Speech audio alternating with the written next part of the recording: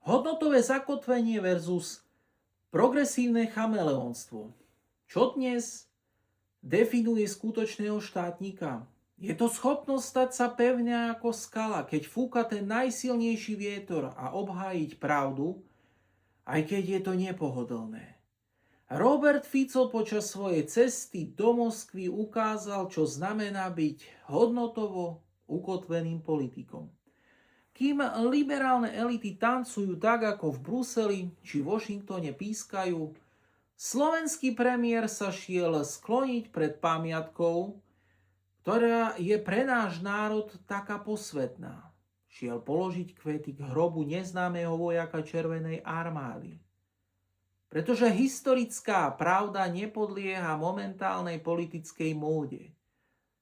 Boli to mladí chlapci, 18-roční hrdinovia, ktorí padli na našom území, aby sme my dnes mohli žiť, hovoriť rodnou rečou a veriť v Boha. A nemôžeme kvôli dnešným geopolitickým hrám vymázať vďačnosť z našich srdc.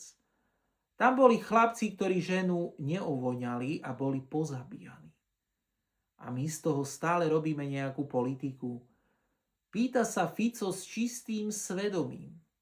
To nie je obhajoba dnešných konfliktov.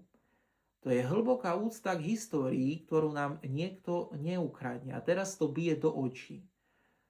Porovnajme si toto pevné chlapské zakotvenie s lídrom progresívcov Michalom Šimečkom. Aké hodnoty reprezentuje človek, ktorý vyrástol v skleníku bratislavských elít? Kde je jeho kotva? Predseda vlády to v Handlovej pomenoval bez obalu. Celý život sa priživovali na fondoch.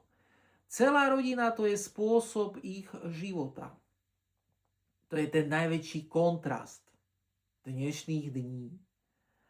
Na jednej strane stojí generácia politikov, ktorá si váži krv našich predkov, tradície, národnú suverenitu a poctivú prácu.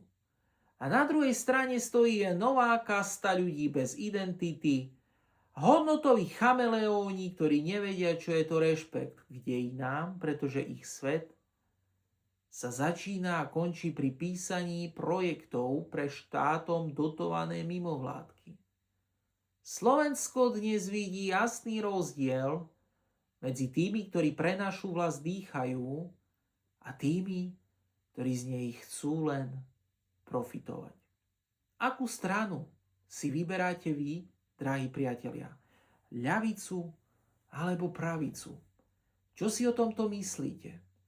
Prosím, zanechajte nám komentár, zdieľajte, šírte toto video a samozrejme komentujte. Váš názor nás jednoducho zaujíma. Ďakujeme vám. Vaša politická konzerva.